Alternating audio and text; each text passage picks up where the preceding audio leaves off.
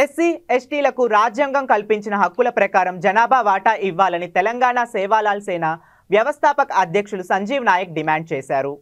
బాంగ్లింగంపల్లిలోని సుందరయ్య విజ్ఞాన కేంద్రంలో సేవాలాల్ సేన రాష్ట్ర స్థాయి వితృత సన్నాహక సమావేశానికి అధ్యక్షులు సంజీవ్ నాయక్, రాష్ట్ర అధ్యక్షులు మాట్లాడుతూ ఎస్సీ ఎస్టీలకు ఎంత జనాభా ఉంటే అంత శాతం రిజర్వేషన్ కల్పించాలని రాజ్యాంగంలో పొందుపరిచి ఉందన్నారు. రిజర్వేషన్ల అమలుపై సుప్రీంకోర్టు ఒకలాగా, హైకోర్టు మరొకలాగా తీర్పిస్తుంది అని తెలిపారు.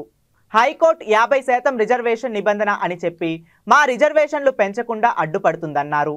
సుప్రీంకోర్టులో కొట్టేసిన జీవో నెంబర్ 3ను రాష్ట్ర ప్రభుత్వం చిత్తశుద్ధితో ఏజెన్సీ ప్రాంతాలకు 100% ఉద్యోగ నియామకాలపై మరొక జీవో అమలు చేయాలన్నారు.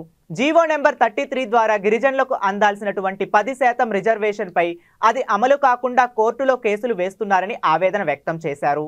ఈ సమావేశంలో రాష్ట్ర ప్రధాన కార్యదర్శి, నర్సింగ్ ప్రెసిడెంట్, ముషీరాబాద్ కన్వీనర్ కళ్యాణ్ నాయక్ తదితరులు పాల్గొన్నారు.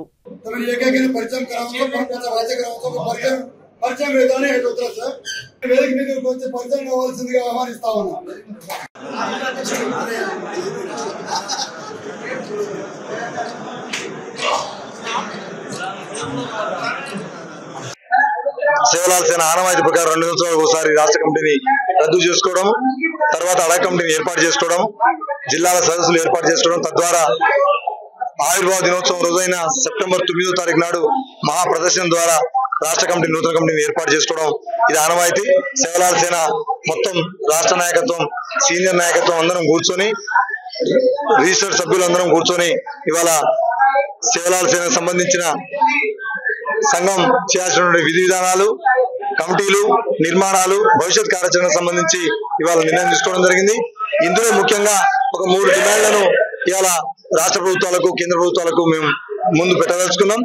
అందులో ముఖ్యంగా జీవో నెంబర్ 3ని కొట్టేసింది సుప్రీంకోర్టు ద్వారా. మా జీవో నెంబర్ 3 అమలు కాకుండా జరిగింది. ఆ స్థానంలో రాష్ట్ర ప్రభుత్వం చిత్తశుద్ధి ఉంటే ఆ స్థానంలో జీవో నెంబర్ 3 స్థానంలో ఏజెన్సీ ప్రాంతంలో 100% ఉద్యోగాల కల్పన కోసం ఇంకో జీవోను తీసుకురావాల్సిందిగా డిమాండ్ చేస్తా ఉన్నాం. జీవో నెంబర్ 33 ద్వారా గిరిజనులకు అందినటువంటి 10% రిజర్వేషన్ ఏదైతే ఉన్నదో అది అమలు కావద్దని, అది చేరొద్దని గిరిజనులకు వ్యతిరేకంగా కొందరు హైకోర్టులో కేసు వేసినటువంటి పరిస్థితి మనం చూస్తున్నాం. 4 కేసులు వేసినటువంటి పరిస్థితి కనబడుతున్నది. ఈ 4 కేసులు వేసినటువంటి వాళ్లకు మేము ఈ సందర్భంగా ఒకటి అడగదలుచుకున్నాం.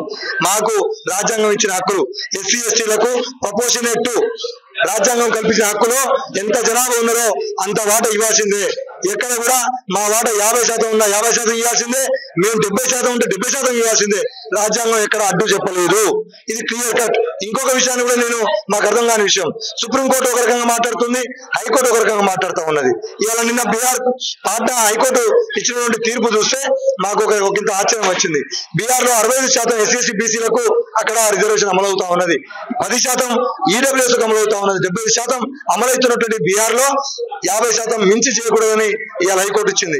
మరి అదే సుప్రీంకోర్టు ఈడబ్ల్యూఎస్ స్కీమ్ కింద 103 రాజ్యాంగ సవరణ కింద 10% ఇచ్చినటువంటి ఈడబ్ల్యూఎస్ 50% దాటి 10% అమలవుతుంటే సుప్రీంకోర్టు అప్పుడు మాత్రం సమర్థిస్తుంది. మరి ఎస్సీ ఎస్టీ బీసీలకు సంబంధించిన ఈ రిజర్వేషన్ పెంచితే హైకోర్టు ఎందుకు కొట్టేస్తున్నది? హైకోర్టు ఎందుకు అడ్డం పెడుతున్నది? ఇంద్రసాని జడ్జిమెంట్ కు 50% నిబంధన అనేది ఇది రాజ్యాంగంలో ఎక్కడా లేదు.